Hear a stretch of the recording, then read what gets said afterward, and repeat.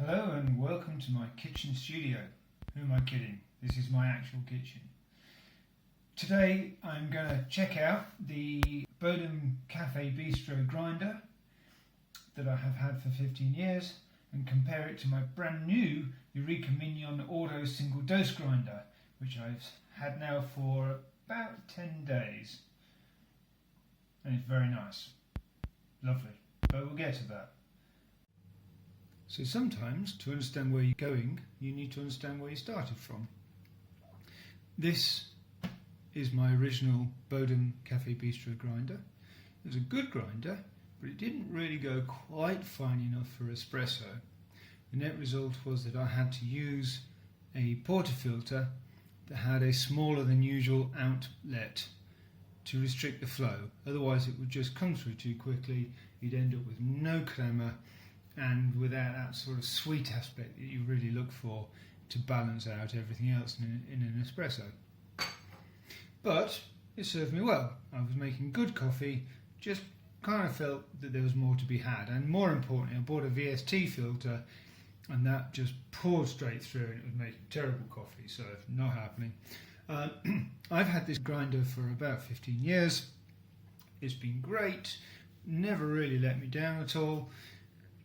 But it was time for something new, particularly when you're making 2 coffees a day and you can guarantee you're going to use the thing, so it's maybe worth spending 500 quid, which is what I spent on the Eureka Mignon.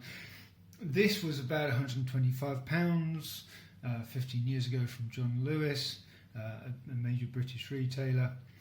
And what I was looking for was very definitely not a grinder with a cutter. So, on which note, take off the lid. The adjustment, it's an infinite adjustment, which is pretty good. It's just a simple question of turning the hopper.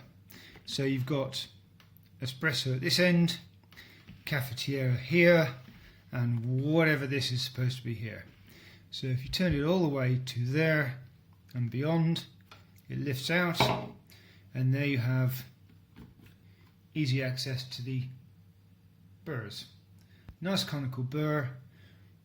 It's not possible to replace it. I've never had to replace it. I have been known to clean it occasionally.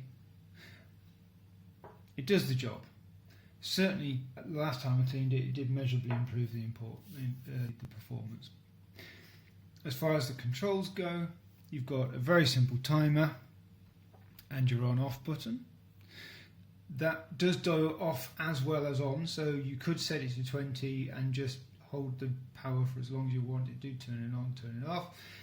So you could do a timed grind, or more likely if you're going to do single dosing, you just measure how much coffee you want, bung it in the hopper, and then you get as much out as you put in. Easy. The hopper itself does have an anti-popcorning disc, so it'll stop beans bouncing out. And of course the lid will help with that as well. One problem I did have was with the jar. Notice the masking tape. I have had 2 of these. I've had to send the first whole machine back because the bottom of the jar fractures. You should be able to see that. I think it's Pyrex glass. It's quite thin, particularly so on the base. The way that this works is that the lid has a certain amount of spring to it, so you get a very positive engagement as you slide it in. But that does mean that there's quite a lot of pressure on the base, and the Pyrex was just too thin to take it. Now I was broadly happy with the grinder, so there was no way I was going to sort of send it back for a full refund on the basis of a crappy jar. I just taped it up and that was good enough.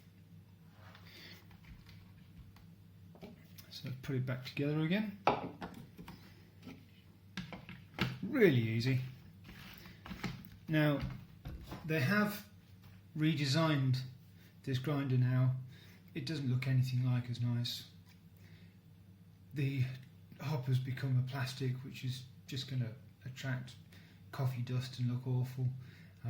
Not that mine looks great at the moment. But and it's so cheap now. This was an expensive grinder for a sort of low-end domestic, sort of is more of a mid-range sort of price at the time. And the new one's like 50 quid, and you can't make them as well for that money. There's going to be compromises. So, you know, if you can get your hands on an older style grinder such as this, then definitely give it a go, because I think it's worth it.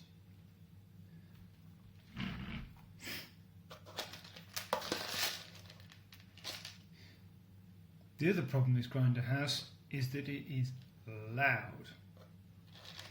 If I put some beans in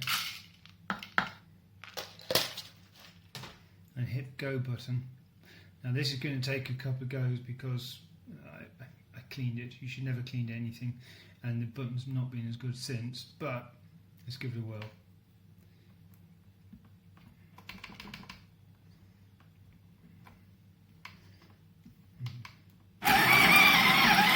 So it's actually, you can't hold a conversation whilst this thing is grinding beans.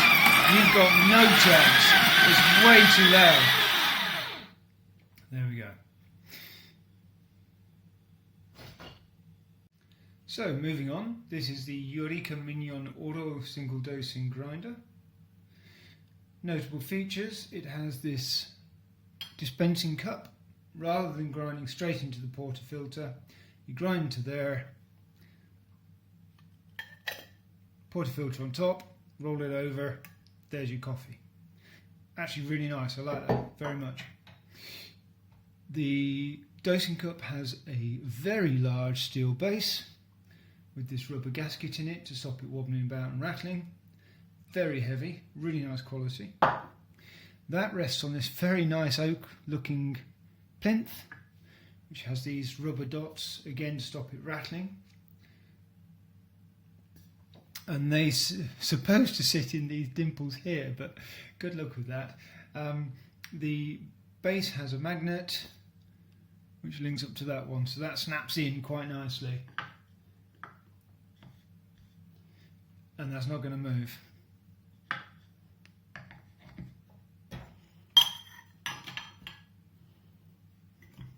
And that all holds very securely. The grind adjustment is on a wheel here. It's another infinite adjustment. It will go down so low that you can actually rattle the burrs against one another, which is an odd sound and not one you want to be hearing too often. The hopper, again a nice wooden lid with the single dose logo on it. You've got the bellows here, and then there is a gate for the beans, so you can open them progressively if you want to feed them in more slowly than just throwing the whole lot at the grinding burrs. And I do indeed do that. I just open it until eventually there's no more opening to be had. The bellows are supposed to eject any remaining grains in the grinding burrs,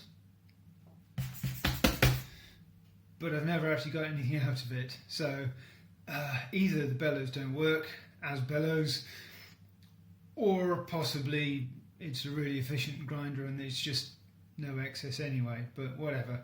But I do find that the bellows do actually make loading with beans just much easier.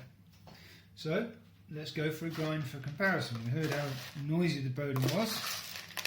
Now I've done some actual science, and I know that 2 dessert spoons of coffee is about right, and it's a much quieter affair. You can actually have a conversation whilst grinding.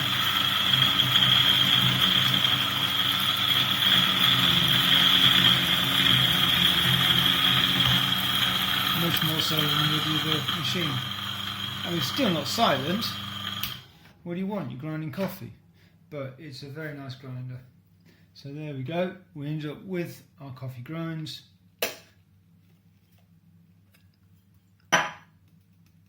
Bingo. Ready for coffee. Yum. The other thing that's worth mentioning is there is no timer whatsoever on this. It's just a straight on-off. But at the end of the day, it's a single dose grinder. You've got to be measuring your beans, you chuck them in, you get them out. That's all you need.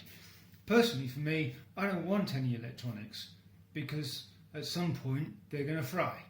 I'd much rather have a straight on-off for a motor. That's really all you need. Otherwise, design cues, I love the stainless, polished.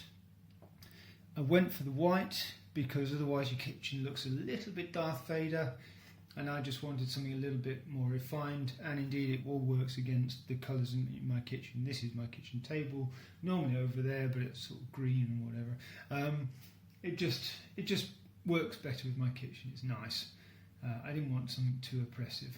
So that's it. Thank you for your time.